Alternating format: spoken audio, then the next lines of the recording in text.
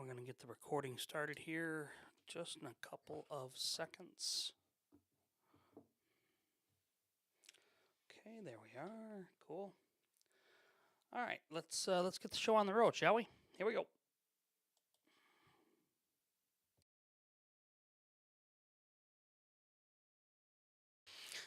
And welcome in, everybody, to the Last Row Podcast, a fan's perspective on sports.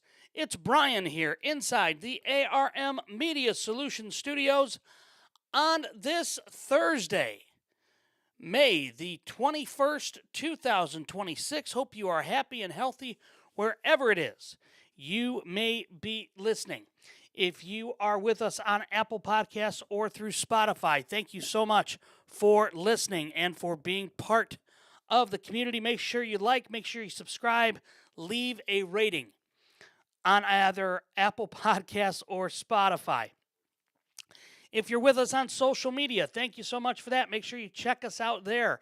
You can find us on X or Twitter, whichever you would like to call it.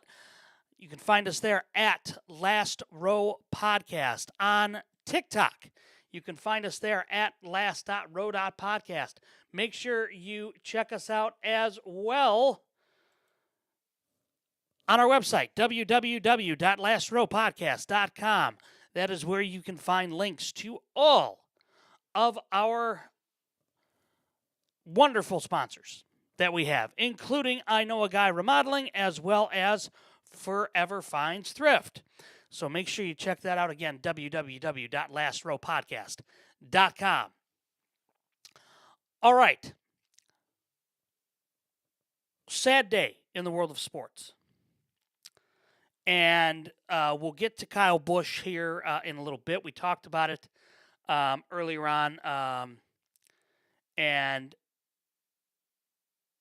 quite honestly, it was a little bit shocking, I'll be honest with everybody, to see that. Speaking of shocking, those of you that were with us earlier on the pre-show, we are witnessing right now the New York Knicks dismantling the Cleveland Cavaliers, and it's a defensive effort again by the Knicks that's leading to a nice big run for them. Bippin, I know you're very angry about this and upset with the no brain cell Cavs. Basketball continues, and the Knicks are hitting shots. I mean, that's the other part of this too. You know, New York struggled in Game 1 realistically in the first 3 quarters of it, and then they found their rhythm thanks to good defense, just like we're seeing here, and you know, making the extra pass, getting Jalen Brunson involved early in the offensive scheme to help get other guys involved, and we're seeing that tonight in the sense that New York is fighting for every loose ball. We're seeing that we're seeing the Knicks really. I mean, it's almost a 20-point lead right now, and it's getting pretty evident here that New York is by far the better team. But I think more importantly here is it's establishing the dominance that the Knicks are feeling and the Knicks are playing with right now, and the confidence that they're playing with. Ultimately, though, Cleveland has a run in them. We know that. But does Kenny Atkinson have another, trick up his sleeve, if you will? And make sure that if you are with us here in the on TikTok, you share the live. I've shared it here on our X platform. I'm also going to share it on our LinkedIn platform as well. So make sure that you join us there as well. The Knicks, though, right now are playing very confidently, and we're starting to see Karl Anthony Towns start to exert why he was as good as he was for a long period of time in Minnesota. And realistically, he is absolutely just dominating this game tonight. And he's playing with a tenacity that we haven't really seen. He's 6 of 10 from the field, 11 rebounds. He's got 15 points in 25 minutes. And he is doing everything possible right now to help the Knicks get themselves right and get themselves regulated in this game. And kudos to them because they need him. They need him to be big.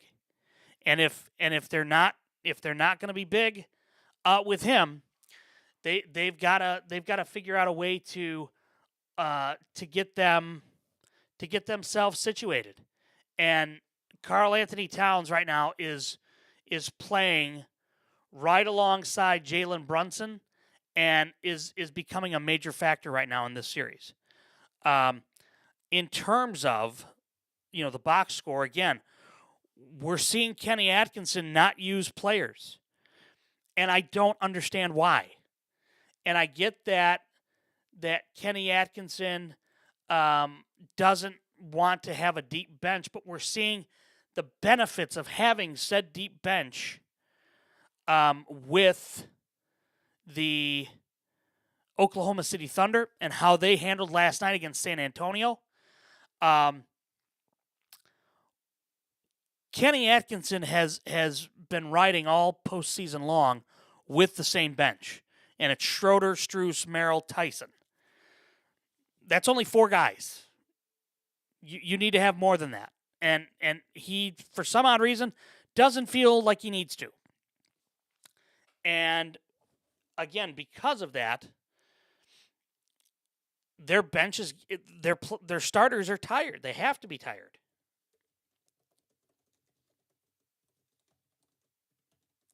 And without question, the Cleveland starters have to be tired out. They have to be exhausted, I would think. And with that, they have to Cleveland's got to figure out a way to get back in this series somehow. And it's got to start defensively, but it also has to start by getting some type of rest for your starters. And the way that he's doing that, the way Kenny Atkinson is doing it right now is not good. The way Kenny Atkinson is doing it right now is not working. And Cleveland is going to find themselves down in an 0-2 hole. There's no defensive rotations. There's no help whatsoever on the defensive side of the ball. And right now, that's a big problem for Cleveland. It's a huge problem. So if we take a look here at what the box score looks like, okay?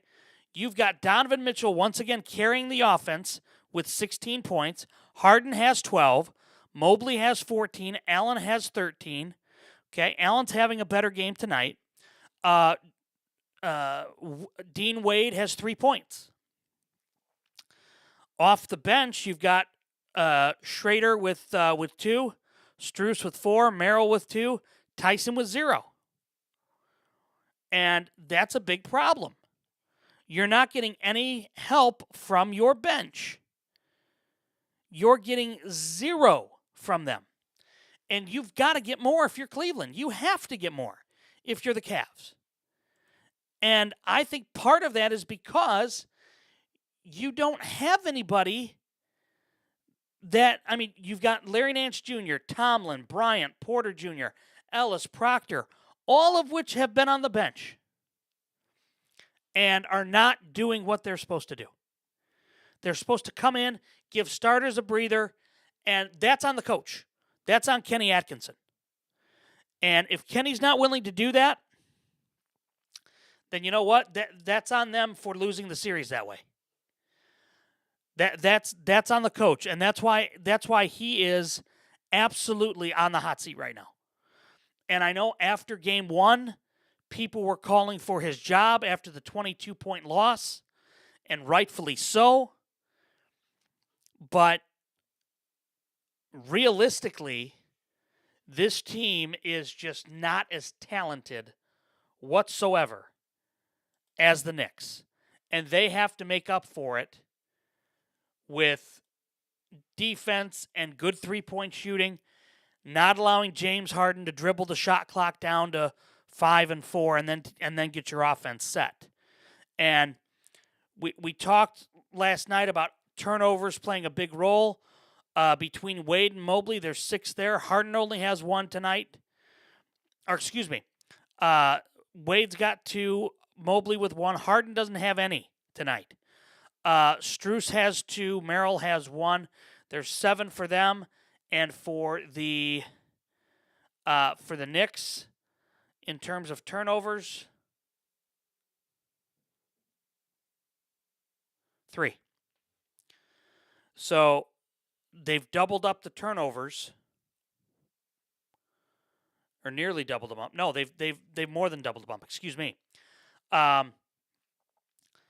Mitchell's doing everything he can for Cleveland.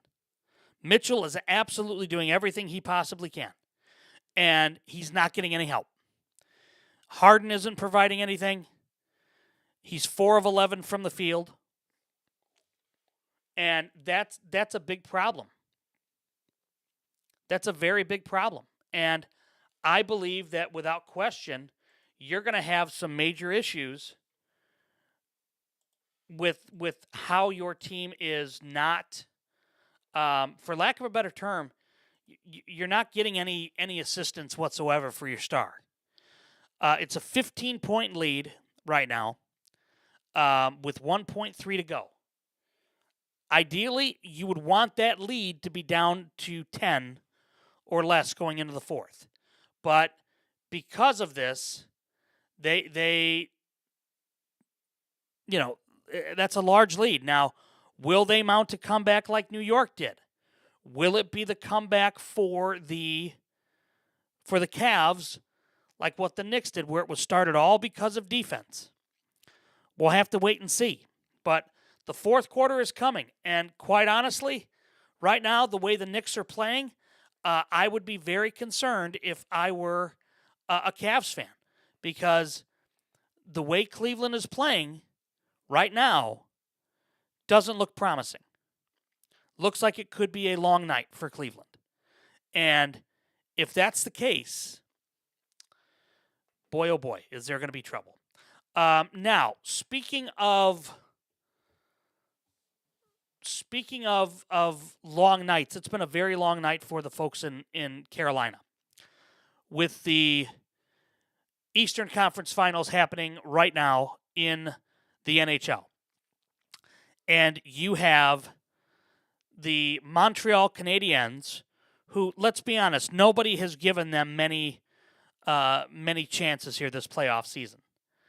But you have the Montreal Canadiens got out to a 4-1 lead in the first period. Now it's a 4-2 lead at the end of 2. And I'm just going to tell you right here and now, I believe that Montreal has enough confidence right now to believe they can play with anybody, Eastern or Western. And Carolina right now is in danger of losing home ice. But moreover, they're in danger of giving a young, confident team like the Canadiens the boost that they don't need right now. Carolina should win this series. There's no question that they should. But you have to give credit to Martin St. Louis, the head coach of the Canadiens, former Tampa Bay Lightning player who's won multiple Stanley Cups. The Canadiens are playing very, very well. They're playing with a lot of confidence. Their goaltending has been spot on. And, between, how the goaltender is playing, their defensive pressure on the puck in the zone, especially in and around the boards, they're not allowing Jordan Staal to really get himself situated behind the net like he likes to. They're making it uncomfortable, Montreal is. And that's been a big deal. That's been a very big deal for them. And so, again, with how the Canadiens defensively are playing, in the NHL, defense and goaltending wins championships.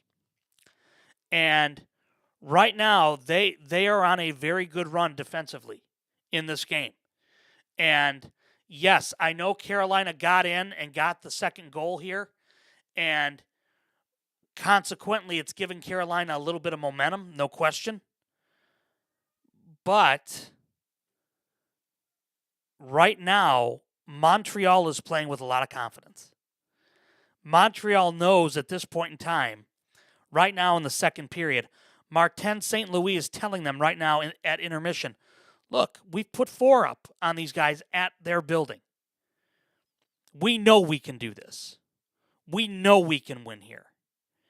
And by Martin St. Louis doing that, that's instilling in his guys the road mentality, that road warrior mentality that they need to win. And kudos for them. Right now, they're playing very, very well. And I think that that's going to be, look, that's a really, really good young team that is playing with a lot of confidence. And the one thing you don't want to do in a best of 7 in the NHL is give a young team a lot of confidence. Prime example, look at the Anaheim Ducks this year. Granted, I know they lost in the Western semis. They weren't expected to get out of the first round, and they did. So I'm just telling you, with Montreal, the way they're playing and how good their defense looks right now, that's going to be an issue. Yeah, Cody, the Knicks are looking good. The Cavs are going to have to step up defensively and get some turnovers and or get some rebounds to really get things moving in the right direction. But it might be a little too much or too little too late, as the saying goes. But again, back to the Knicks and the Cavs. Cleveland's got to hit their free throws. Donovan Mitchell right now has just hit theirs. Game 3 Saturday night in Cleveland. Look, if they can go back 1-1, that I believe gives them a shot in the arm. If they go back there 0-2, just the way Jalen Brunson is, and we saw it the last series, okay? We saw it the last series with Brunson being, having his, that killer instinct, if you will. New York won't let Cleveland back in this series, I don't think. If New York can sniff the finals, it's like a shark in the water that sniffs blood. He's going to go after it. And right now, they're getting Brunson a rest, which is good. They need to do that. They need to let him get his win back, get his health back. This is where, though, Cleveland can make a run.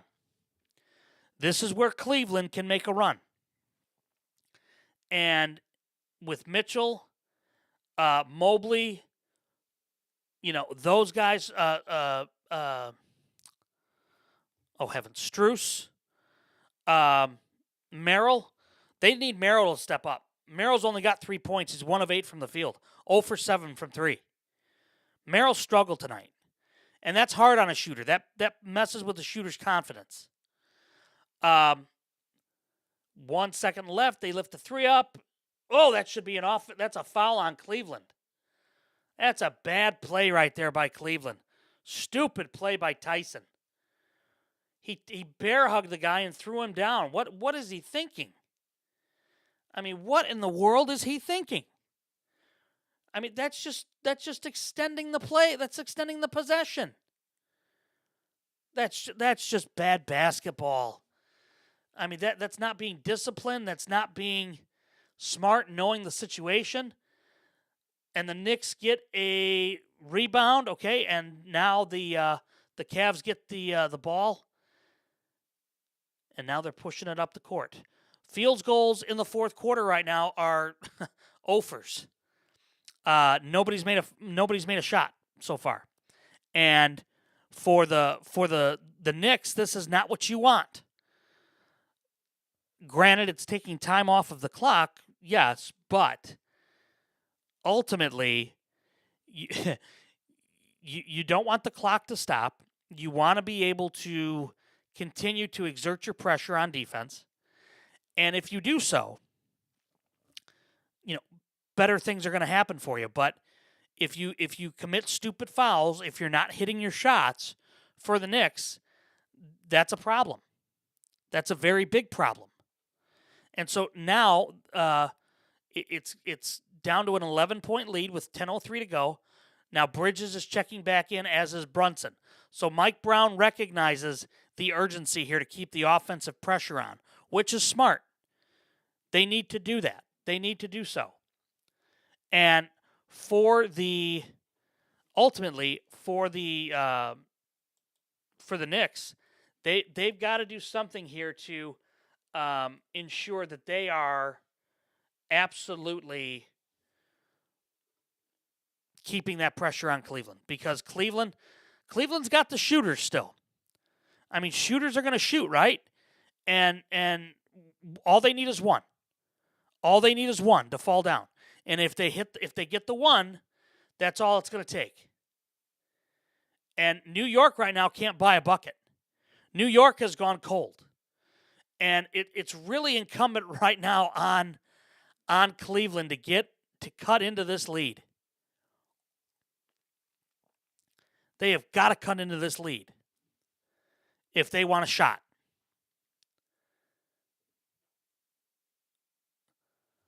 Merrill, got nailed by Brunson on a screen. Ooh, man, did that look bad. You could just tell that hurt. Karl Anthony Towns is grabbing some bench, getting a breath here at the 9:36 mark. Again, I don't think it necessarily matters who is coming out of this series. Based on what we've seen the first two games between the Spurs and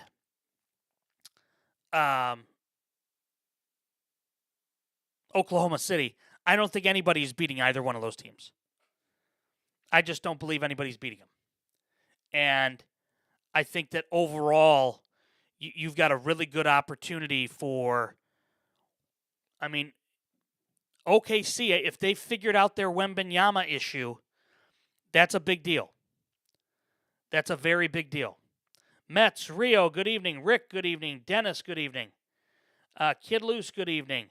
If you are in the TikTok chat, make sure you are sharing the live. All right, so it's now a 10-point lead with 9:19 to go. And James Harden entering back into the game. Now, with Harden entering back, you take Merrill out, you're bringing Harden in. Harden hasn't done much. He's 4 of 11 from the field. And he's got 12 points, 5 rebounds. He's 2 of 5 from three-point line. So he's doing a better job right now than what Merrill's doing. But Kenny Atkinson is taking an absolute risk right here by allowing James Harden back into the game because he's a defensive liability. And being a defensive liability, he also slows your offense down. And that's the issue here. By slowing that offense down, that's a big problem. It's just going to allow Harden to just pound the pavement, man, with the ball. Reagan, good evening.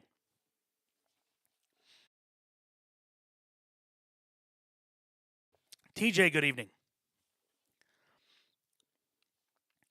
A turnover by the Knicks. Cleveland has it. Nobody's hustling back. And then you've got James Harden just standing out at the 3-point on the perimeter. It's a 7-point lead all of a sudden. It's a 7-point lead all of a sudden for the Knicks. And the Knicks are 0-4 from 3 this quarter. And just as I say that, just as I get that out of my mouth, Anunoby hits a 3. It's a 10-point lead. Anunoby's had a nice night.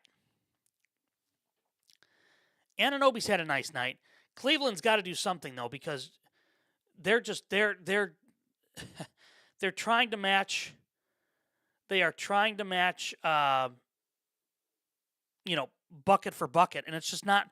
Look, it's just not how you do it. And realistically here, Anunoby, I mean, I would have liked to have seen them work the ball around, but Anunoby got some space. And a shooter's going to shoot. If he's got confidence, he's going to shoot it. RC, good evening. Michael, Tim, thank you for stopping in. Appreciate you. Brunson on the drive on Harden. And I tell you what, that's what got Brunson going, was working into the paint on Tuesday night. Working it around to Harden, now to Mitchell. Mitchell drives in, pushes off, no call. Nice teardrop floater and gets it to go. 8-point game, 7:47 to go. As Reagan says, chip, chip, chip, right? Chip it away, chip it away.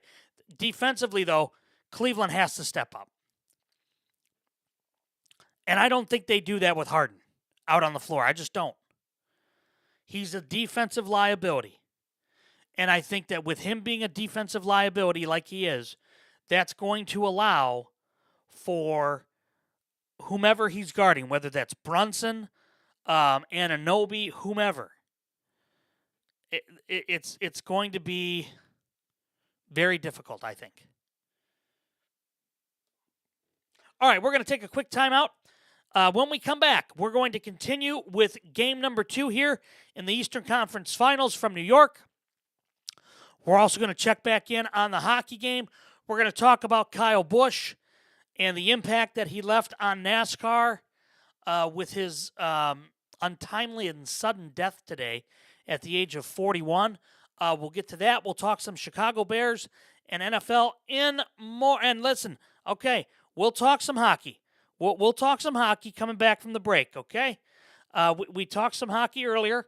We'll talk it here in just a little bit as the Canes and the Canadiens are dueling in game 1 with the Canadiens leading. So we'll do that first. Okay, MP, we'll do that first. Coming back right here on the Last Row Podcast.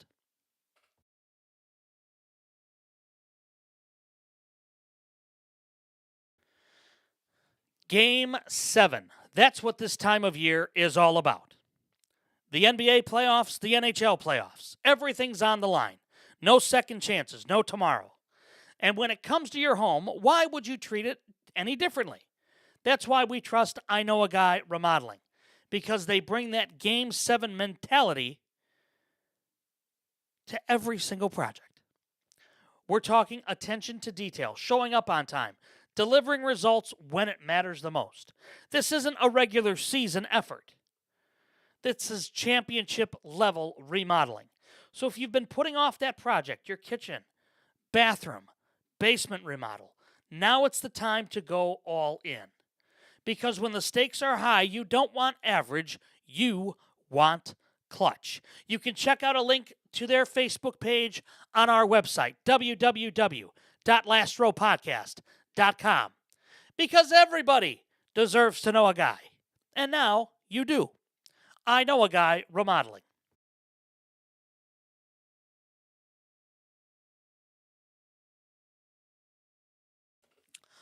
All right, welcome back into the Last Row Podcast, a fan's perspective on sports. All right, MP, you wanted it, you're going to get it. We're going to talk some hockey, some pucks. Third period underway right now in Montreal. We've talked about it here in a little bit. Reagan says Cavs should be upset. Yep, I agree, Reagan. 24 points for Hart, unbelievable. Half the double Brunson, wide open threes. Yep, I agree. So let's talk some hockey here for MP. 17, little under 18 minutes to go in the third. And the Canadiens still are leading 4-2. Now look, I don't believe that anybody thought Montreal was going to come out tonight and get 4 in the first.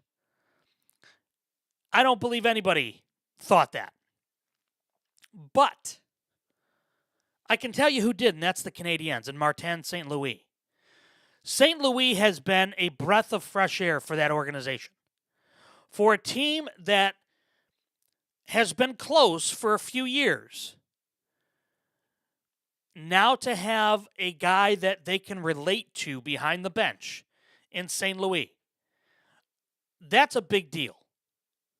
And for the Canadiens to be right now in Carolina up 4-2, look, Montreal is a very, very young team.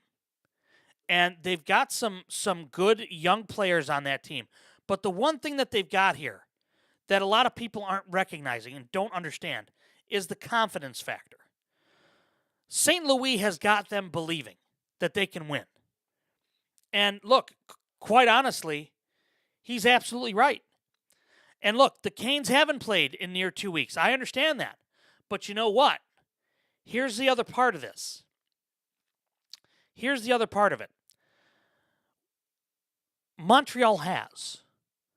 And Montreal, just like we're talking about with the Knicks and the Spurs with Wembanyama, young guys want confidence, right? I mean, you look at Caulfield has gotten a goal tonight. Danault has gotten a former Chicago Blackhawk farmhand, Philip Danault with a goal tonight. Evans has got an assist. Let's see here. Teixeira's got a goal with Suzuki on an assist. So, again, their goaltender is standing on his head tonight. Again, he was tied for 9th in the NHL in wins. So when you think about that for Montreal, he's allowed 2 goals against 25 shots. He's made 23 saves. Realistically, okay, he's 3-0 against the Canes.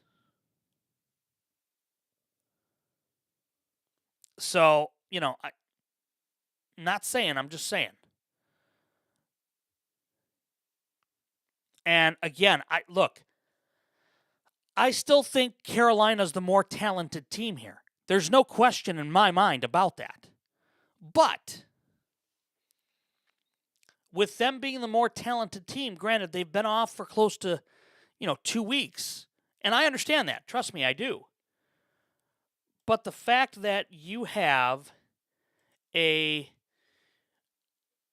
Montreal team that's going in there after having played multiple games, and big games, mind you, and having to play a Game 7, look, they are absolutely a confident bunch right now. And you go in there and you score early and you see your goaltender making really good saves and your defense is playing well. Down on the boards. That gives your team more confidence. And right now, I think Carolina's a little rusty. I think Carolina's also a little shell-shocked. I'll be honest. When I turned the game on shortly after it started and I saw it was 4-1, I went, holy crap. I couldn't believe it. Don't count out the Canadiens. Because they know the pressure since 93. They understand what it's been like. And for Martin St. Louis, who as a player won a cup with the Tampa Bay Lightning. Look, he gets it. He knows the pressure. He understands what this time of year is all about. And again, right now, they are playing very, very well. They are playing very, very well. And again, Carolina's the more talented team, in my opinion. They just are. But for Carolina, I mean, they're not doing the little things like they've done during the regular season and then in the playoffs that have made them very, very good in the playoffs. They haven't done the little things tonight to slow down Montreal. Montreal has been able to do what they want in dictating the pace, which is not what Carolina wants. And I guarantee you that's because Martin St. Louis, before the game, said they're going to be rusty. They're not going to have their legs under them like we do. Let's push it. Let's push the pace. and let's make it hard on them and make them catch up. And that's exactly what Montreal has done tonight. And so far, it's working. So far, it's working. And again, with how, with Jarvis getting one and Robinson getting one, okay, that's great. But you're not allowing Taylor Hall to get going. You're not allowing Stahl to get going. You're holding down their better players right now. They're veterans, and you're going to say, okay, we're not going to let you beat us, right? And that's ultimately what you want. And again, right now, Montreal's goaltender is playing better. Montreal's goaltender is playing better. Anderson has not. He's given up 4 goals, and I believe it's 4 on 17 shots allowed. Yeah, so 4 on 17. 4 goals against 17 shots. Look, they're not going to just fire the puck to fire the puck. They're going to be very cerebral with how they do it. And that's what they're doing tonight. I mean, we saw that earlier in the Stanley Cup playoffs against Tampa Bay. They won a game with only, I think it was 9 shots on goal? So, I mean, that tells you right then and there, they're going to pick their spots. They're going to pick their spots. And when they do, they make them count. So, kudos right now to Montreal. Look, if they go in there and they get game 1, they've accomplished what they've wanted to. They've accomplished stealing home ice. And if you're Carolina right now, the one thing you're doing is the one thing you can't do, and that's give this team confidence. And they're absolutely doing that. So we're going to keep an eye on it. We're absolutely going to keep an eye on that for you. MP, I hope that satisfied you. Hopefully. And we're going to keep a tab on that. 10-point lead, 5:30 to go in the NBA. And good evening to everybody that's coming. Bob the Builder's in here.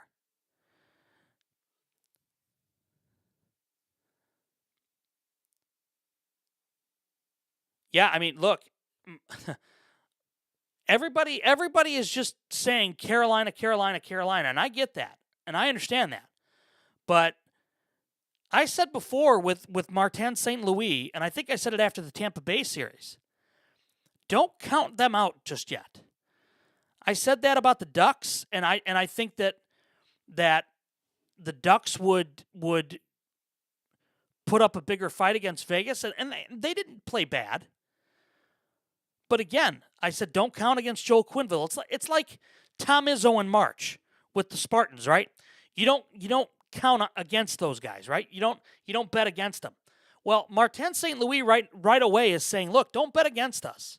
Because if you do, you're going to find out very quickly we're going to make you pay. And that's exactly what they've done tonight.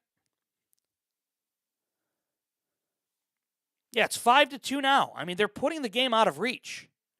And they're sending a message. They're saying, look, we're here.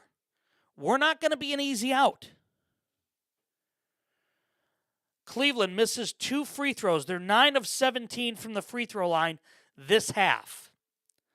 That's the difference in this ball game right now.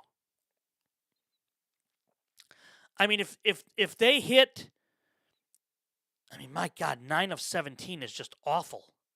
It's just awful.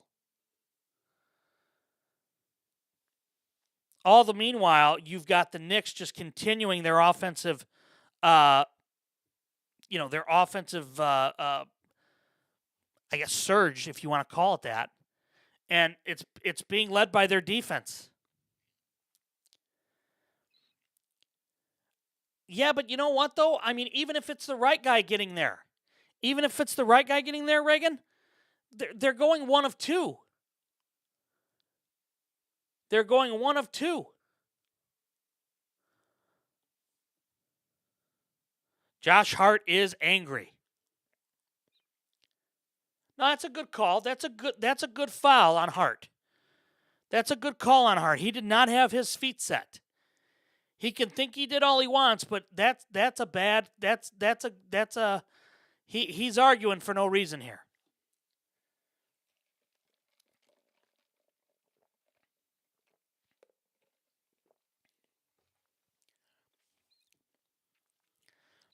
I mean, I'm looking right now again, and my biggest point of contention, if I'm a Cavs fan right now, my biggest point of contention is the fact that they're not getting their starters rest. I'm sorry. That's inexcusable. I mean, my gosh.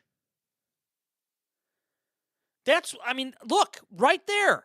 We just saw how short Donovan Mitchell was on that free throw. He's tired. But apparently that's not good enough for Kenny Atkinson. I mean, that's a problem, in my opinion. That's a really bad problem. And until, Donovan Mitchell nearly came up with that steal there, and then he knocked Brunson down and tried to go for the ball, and they called a foul. I mean, he's got 24 points, 36 minutes, 5 fouls. He gets one more, he's done. They're done. That's the game, in my opinion. And right now they're down 14 with 4 minutes to go. Now, look, could they go on a 12-0 run? Absolutely they could. We've seen it before, right? It's a game of runs. But the way their defense is playing tonight, the Knicks, Brunson's not had a good night. You can thank your lucky stars that Josh Hart's having a night. Between Anthony Towns, Mikal Bridges, look, everybody stepped up tonight for Brunson. Harden for 3, way short. And that's what I mean. You have no legs. You just have no legs.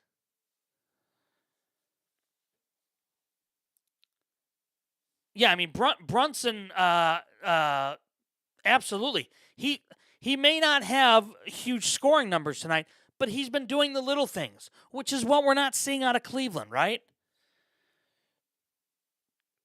I mean, they're 9 of 27 or 9 of 33 from the 3-point line.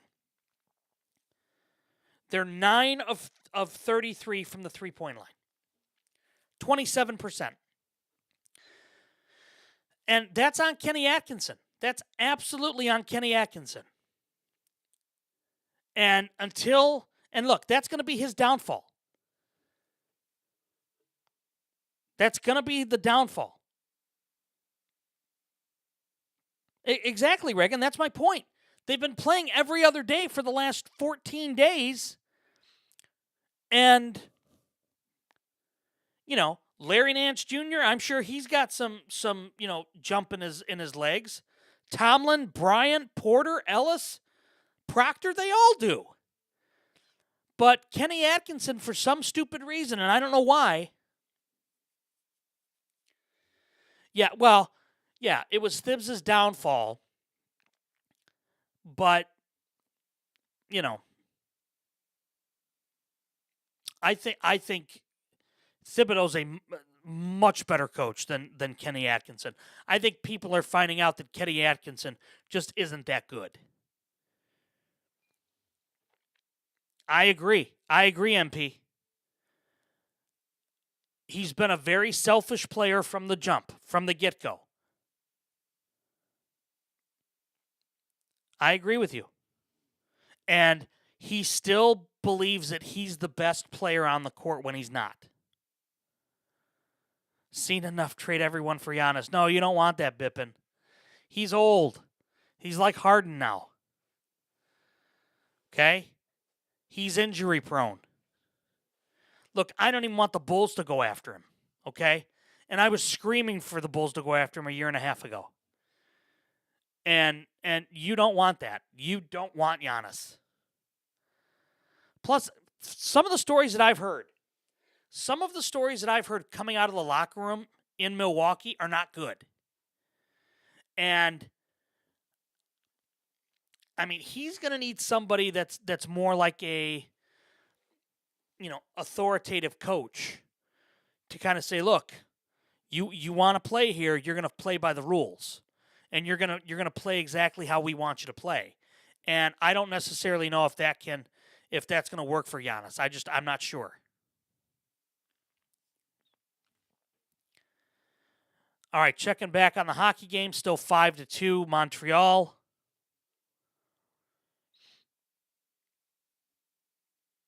I mean, look, you're gonna. I mean, we're gonna be 2-0 here in the East for the Knicks, and the downfall of Kenny Atkinson started early in the playoffs, and it just got magnified with that 22-point loss on Tuesday night. It just did. It just got really, really bad. I mean, if they could have come in and stolen game one, I mean, the way they played early on Tuesday, I mean, that was their game. And they Charles Barkley doesn't like to use the word choked, but they choked.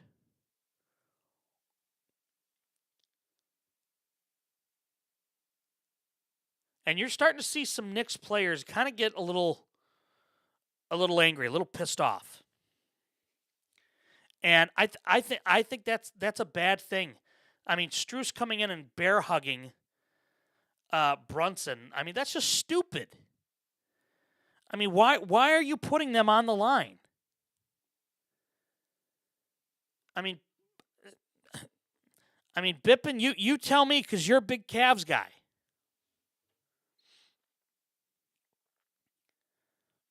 I mean, I don't know. Yeah, but this is a better team. This is a much better defensive team, though, Melatonin. I'm just saying. Plus, I'm sorry. I'm just going to say this, and I'll take heat for it. And Josh Hart just committed a stupid foul. They don't play very smart basketball. I mean, they're playing really, really just unintelligent ball. And you're right, Melatonin. They needed game one. They absolutely needed game one, and they didn't get it. They had it. I agree. If they win game one, they're in better shape than they are right now, being down 0-2. Because now you gotta go to Cleveland and you gotta win. Now Cleveland is not New York, so the lights aren't nearly as bright. And realistically, the Cavs know the pressure is going to be on them. But you have to get better. You have to get better help from other players. And again, if Kenny Atkinson is not going to play, Larry Nance Jr. and other guys on his bench and just ride with four guys on the bench, you're asking to get your ass kicked. I'm sorry, you just are. And that's what he's doing.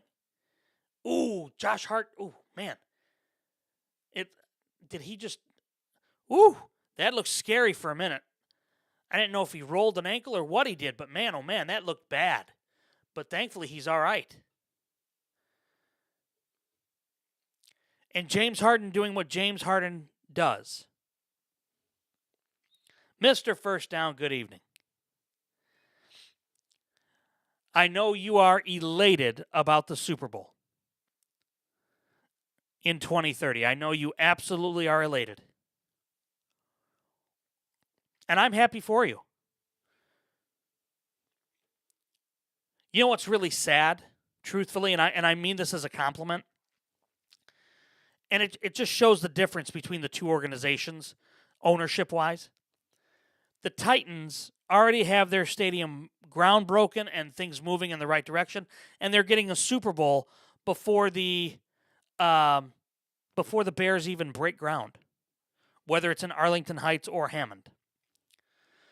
So, I'm sure of that. I'm no doubt. I'm listen. Just remember where you started, okay? And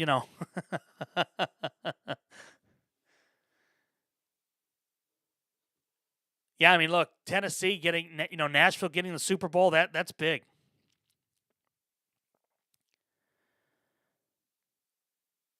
Well, I mean, look, I think that don't tempt me with a good time now. Come on. Um,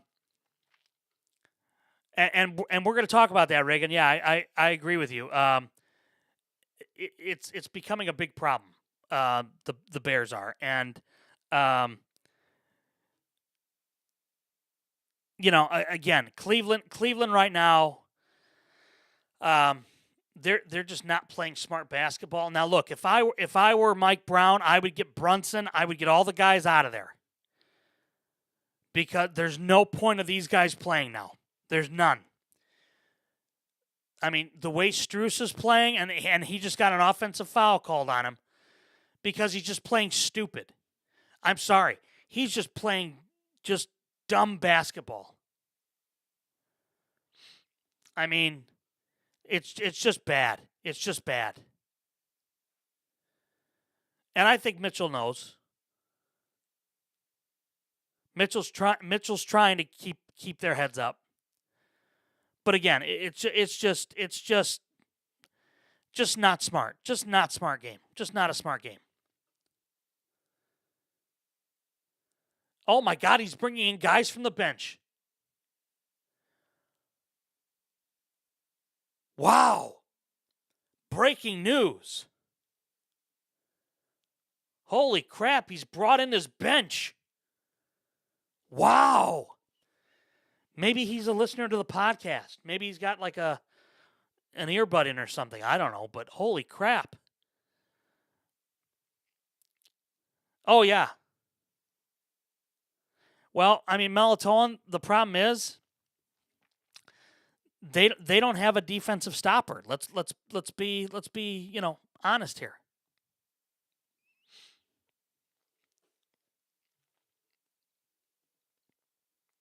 So, I mean, look, who's gonna be their who's gonna be their defensive stopper in Cleveland? They don't have anybody. Well, bingo, Bippin. Look, it's roster construction, it's coaching, and I mean, look, I guarantee you, Oklahoma City would love to have another big against Wembanyama. But oh my God, they got a rebound from the bench. That'll be the front page. Look, this may save Atkinson's job. I'm totally kidding, by the way. Totally kidding. Look, I'm just saying this is just it's too little too late for Cleveland.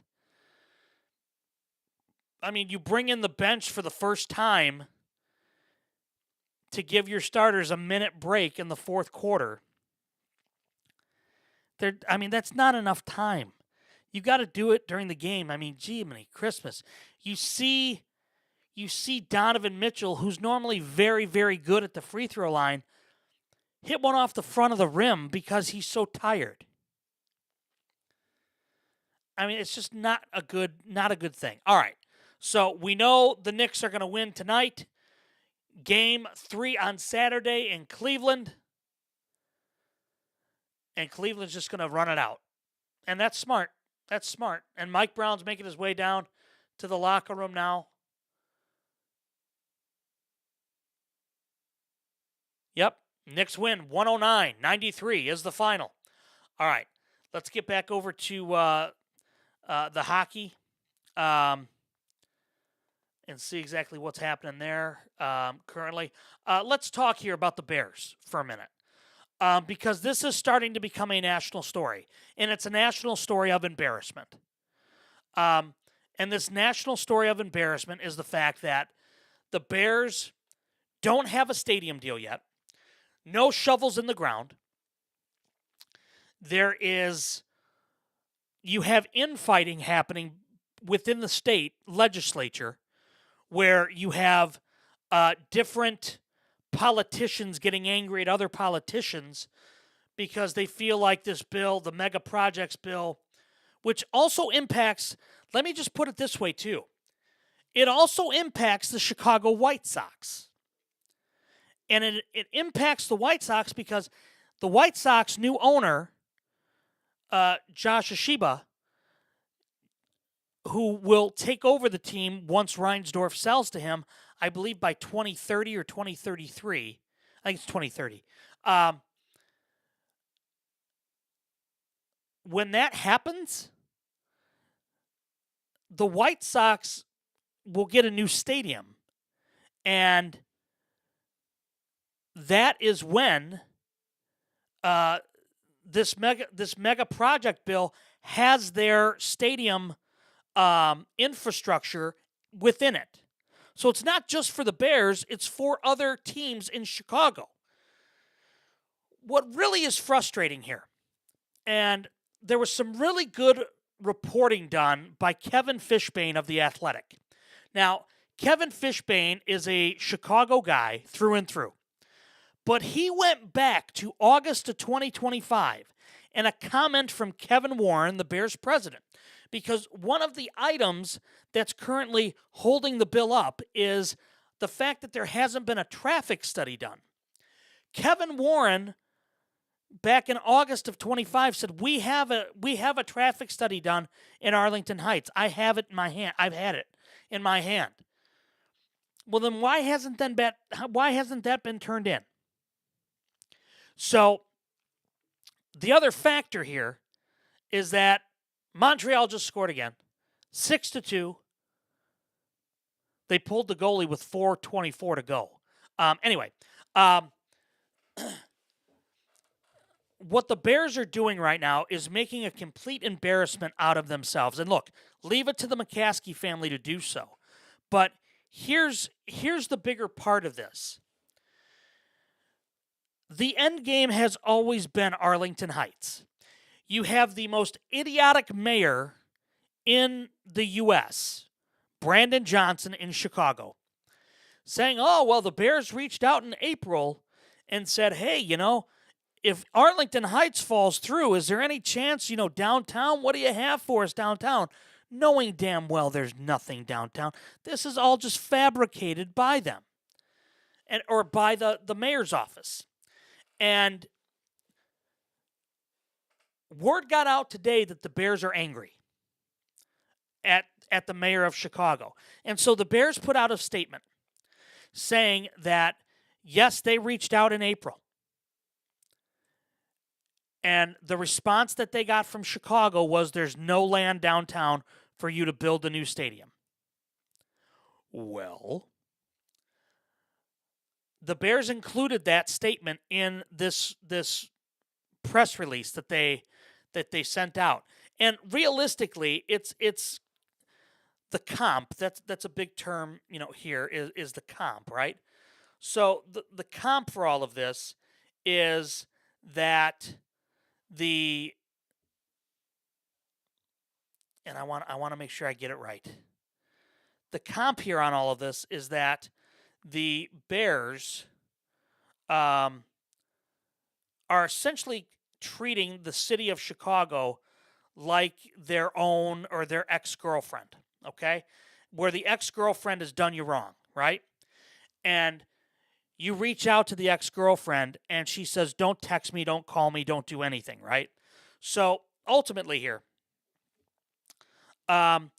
this was from the Bears earlier on today. The Bears have exhausted every opportunity to stay in Chicago, which was our initial goal. There is not a viable site in the city. As a result, the only sites under consideration are in Arlington Heights and Hammond, Indiana. The fact that you had Roger Goodell, the commissioner of the NFL, get involved and say to the governor of Illinois, what the hell is going on in your state? What does it mean when Roger Goodell says, get your bleep together? Get your stuff together. Because all of the other owners are tired of this, George. And it's become a spectacle, and every day there's new drama, and every day there's something else happening. JV, no, what that means, Hammond, Indiana is not a viable option for the Chicago Bears. And here's why. The location in Hammond is known for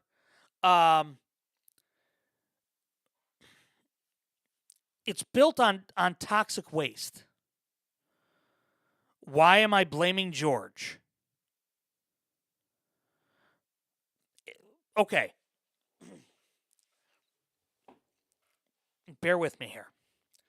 And Schick, it's a question. I'm not mad at you for asking it, but here's the reason why I'm blaming George. Okay, now I've talked to George McCaskey a few different times in my journalistic time working at ESPN Radio. Okay, when he was managing the ticket office for the Chicago Bears back in 04, 05, or 05. Here's the issue. They bought the land 5 years ago when Virginia was still alive. God rest her soul. They bought the land when Ted Phillips was still the president. At that point in time, and we've talked about it ad nauseum on this show, the Bears did everything backwards. You first get the funding for the stadium through the states, right? You first get all of the state legislature BS dealt with, and you get a deal and a framework in place to have the stadium funded through the state, so on and so forth, right? Which is what they're trying to do now.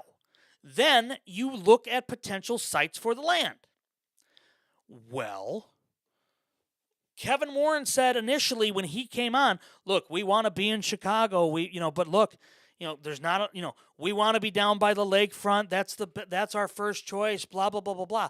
Well, when the city of Chicago then got involved, whether it was Lori Lightfoot or now Brandon Johnson got involved, and they said, no, no, no, no, no. And the Friends of the Parks then got involved and said, no, no, no, no, no. When those guys got involved and stuck their nose in the business of the Bears said, oh, well, you know what? We've also got Arlington Heights where we can move to.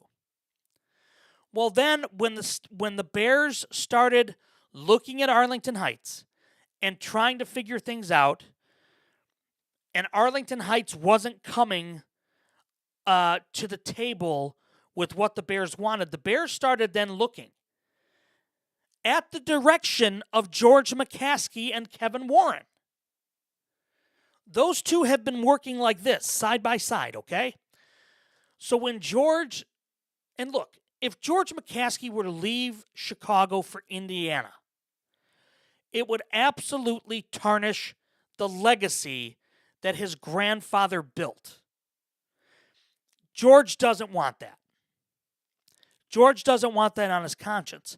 However, George is very, very cheap and very, very shrewd when it comes to what's going to benefit the McCaskeys long term, right? And so for the McCaskey family, the Bears thing is their only thing. That's their only source of income. So for 18 games in the regular season, from September through January, that's it. That's their income. They get in the playoffs, that's a benefit. They've got training camp, that's a benefit. Okay? Yep, Mark, we talked about it. We talked about it on the road. They do it again. So, for George McCaskey to go down to Springfield and present the plan with Kevin Warren to Governor Pritzker's staff and not come out of that with a deal framework done, that shows you how bad of a businessman George McCaskey is. That's why they brought in Kevin Warren. They brought Kevin Warren in because of the job that he did with the Minnesota Vikings in getting that stadium in downtown Minneapolis done. The same concept was going to be for Chicago. The Bears didn't do this in the right order. It's like a math problem, right? Please excuse my dear Aunt Sally, right? PEMDAS, right? Everybody remember that. The Bears didn't work the order of operations correctly. And that's on George.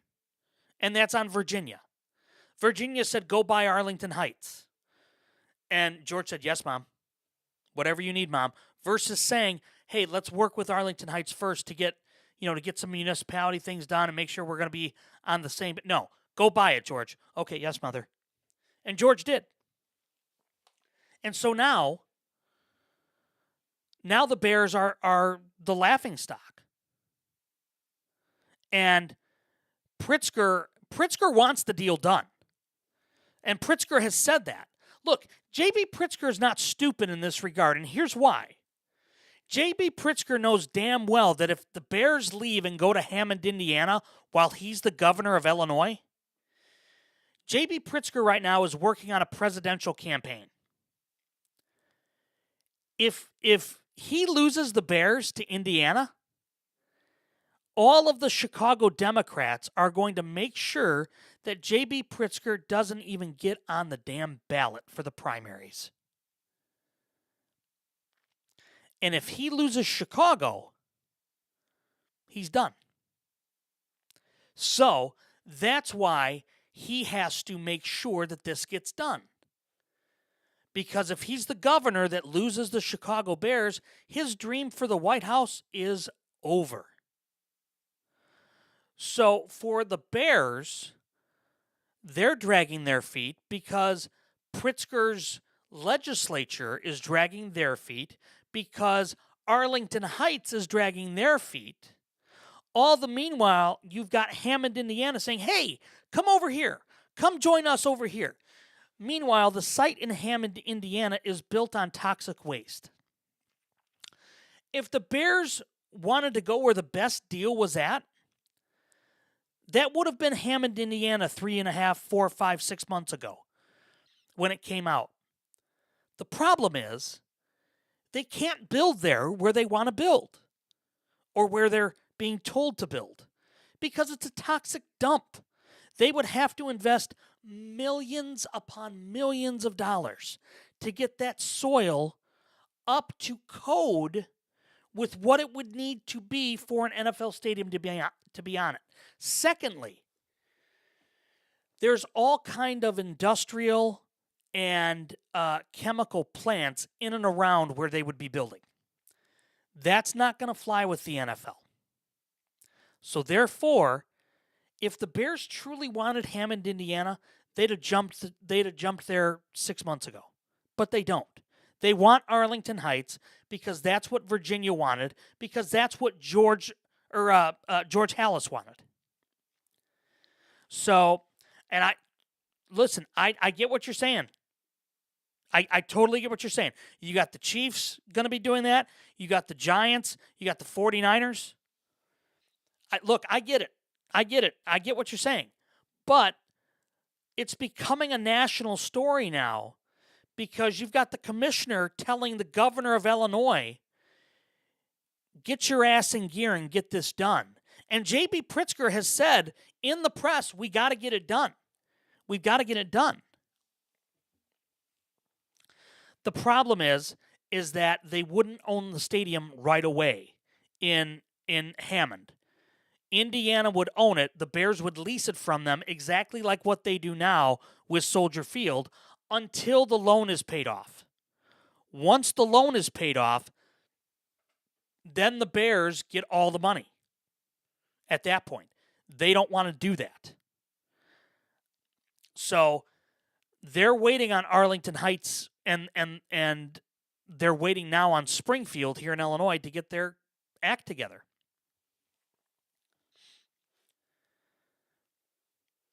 No, he's not refusing. He wants it done. The problem is the mayor of Chicago got involved 2 weeks ago and said that, look, the Bears want to stay in Chicago now. And that's riled up some of the Democrats some of the Democratic senators that are on this bill saying, well, this is, for this reason and this reason, and it's infrastructure and so on and so forth. They want more tax breaks. Well, we're not giving it to them. The Bears have to present a better reason here, and yada yada yada. Well, the Bears have to. But the problem is that time is running out. May 31st is coming up very, very quickly. And that's the end of the legislative session. The NFL is getting tired of waiting. And for all intents and purposes, if things don't get done here in the next 11 days or 10 days, this is going to drag on. And Kevin Warren, who was brought in to do this in this job alone, has said, we're going to have an answer June or July. Shovels are going to be in the ground. Yeah, the state's going to have to pay for infrastructure or to help with infrastructure, even with a huge investment from the Bears.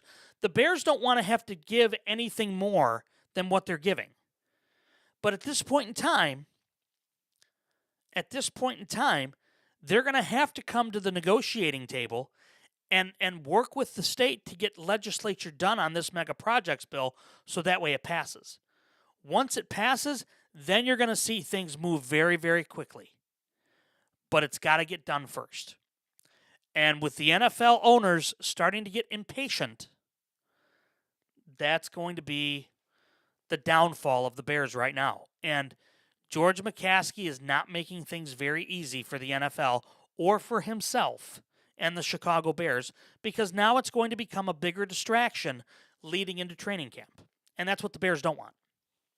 And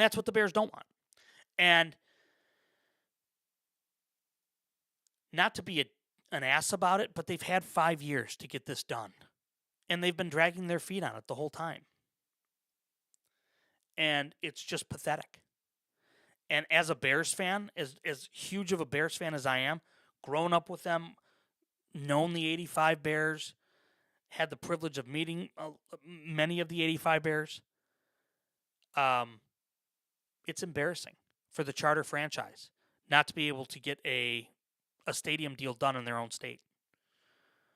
It's embarrassing. And everybody knew that look, when they renovated Soldier Field back in 2002, 2003, in that time frame, they should have put a dome on it at that point in time.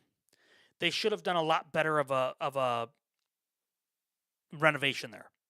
But instead, they made it a spaceship-looking place that still is the smallest capacity stadium in the NFL. And the Bears still don't own it. So the McCaskeys, I think, inevitably want to sell it.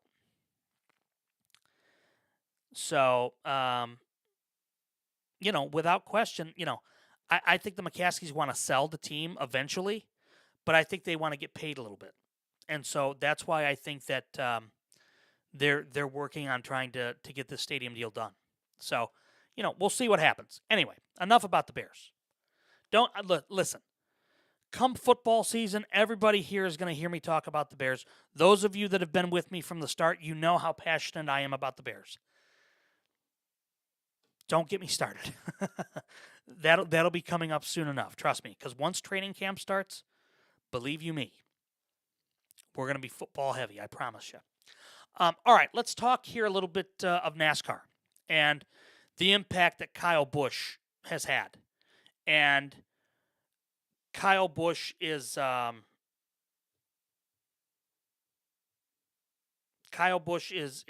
obviously he's passed away. And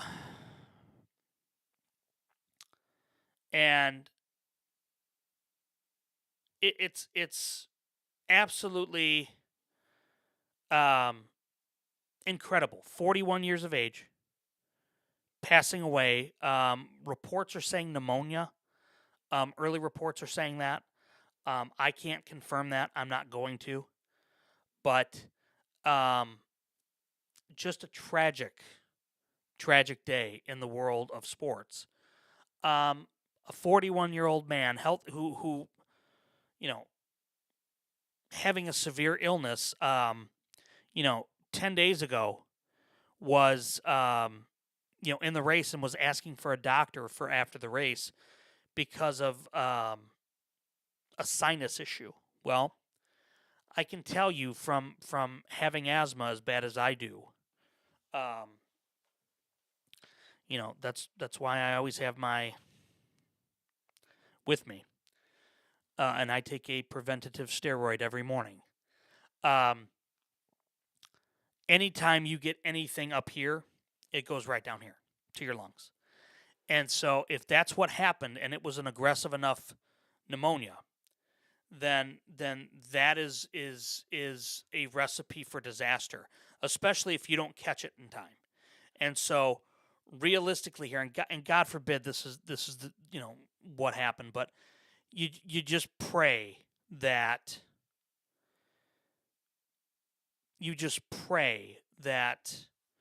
um, his family is going to be able to pick up the pieces. And look, NASCAR is such a close knit family that they're going to do everything in their power and everything financially as well to support the family. But I don't know if I've seen the NASCAR community this shaken realistically since Dale Earnhardt died at Daytona, because it was so unexpected. And um, I just it's unfortunate. It's absolutely unfortunate. Snow, I try to. I try to watch as much as I can. Is there a specific sport you have in mind by chance? Um, I try everything I can to catch as much. Yeah, I mean he he was absolutely. I mean, look, he was known for being a guy that would rile up other drivers. I mean, wasn't it he and Tony Stewart that got? I mean, Tony Stewart got into it with everybody. I remember, but wasn't it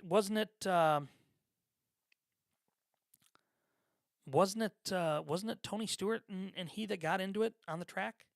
I don't remember offhand, but yeah, Kyle Busch brought a lot of people to NASCAR. And Kyle Busch raced here where I'm based when he first started. Yeah, and he did win a Truck Series race. Yep, that's exactly right. Yeah, so look, he was still winning and was still doing really really well.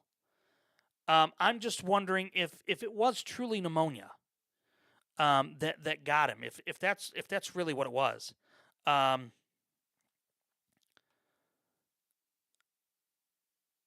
I just wonder if I just wonder if other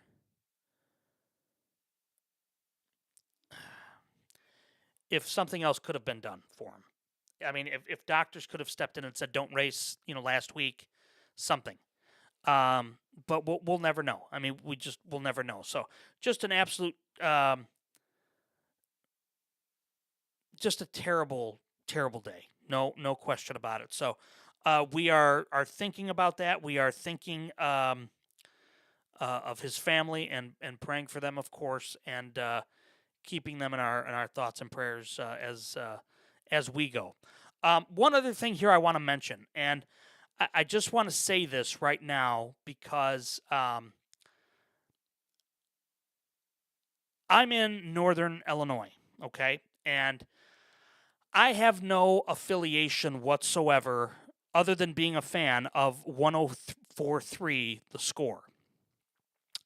And every year now, for the last, I think, 3 or 4 years now, one of the hosts of The Score, or in The Score's history, was Danny Parkins from Fox Sports. And first things first, he's been on with Breakfast Ball, Get Up. Anyway,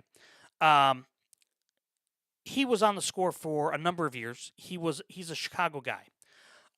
He lost his dad and his brother in the same year to cancer. And so he started doing a cancer radiothon.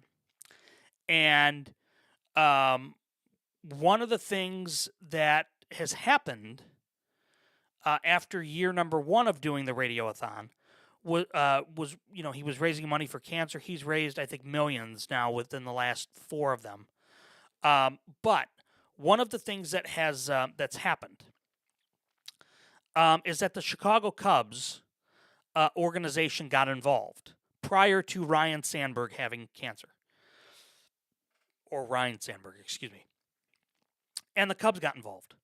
Well, then when Ryan Sandberg got cancer and announced that he had beat it on the score, that made everything just that much more special. And then, of course, when Rhino passed away last year, right before the cancer radiothon was happening,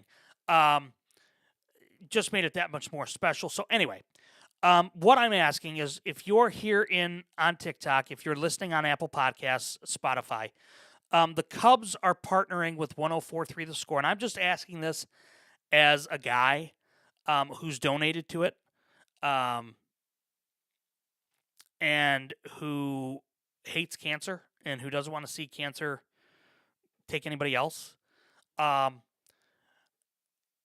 If you can spend $1, okay, go to Cubs, CUBS 4A, so FORA Cure, Cubs, and I'll put it here in the chat, actually.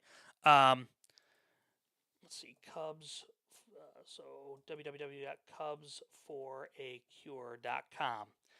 If you go to that website, and you can donate, you can help, help their, in any way, shape, or form, their radiothon. I know the Score and everybody involved would be incredibly grateful. It's just an opportunity to help fight cancer, whether it's glioblastoma, whether it's stomach or bladder cancer.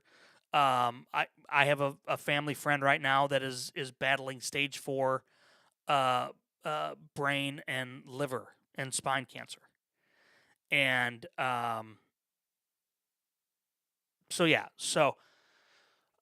anything helps, whether it's $1, whether it's $1,000. Major sports figures have donated, including Fox Sports analyst and former Chicago Bear Greg Olson.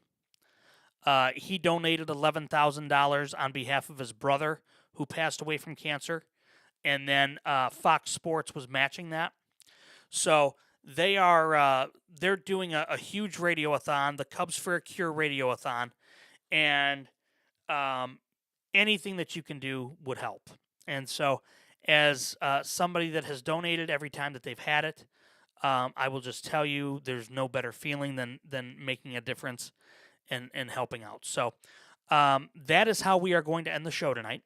www.cubs4acure.com. If you can donate, please do. If you can help in any way, please do. Pass it on to people. Let them know what's going on. And again, I have no affiliation to formerly 670 The Score, now 104.3 The Score. It's just my favorite Chicago sports station that I grew up listening to. Just help out when we can. Be good. We have fun in here. We talk sports, but most of all, be good people, and that's what I try to do, at least on a daily basis. So, with that being said, that's how we're going to wrap things up tonight with the Last Row podcast. So I want to thank I Know a Guy Remodeling. I want to thank Forever Finds for their continued support. I want to thank all of you that are listening, whether that is on Apple Podcasts or through Spotify. Thank you so much for doing so. We will be back with you tomorrow night for game number 3 of the Western Finals in the NBA, and we'll see exactly how the Spurs and OKC come at it and come out of it. And with that, I hope everybody has a great Friday, and we will see you back here tomorrow night, live in the Last Row.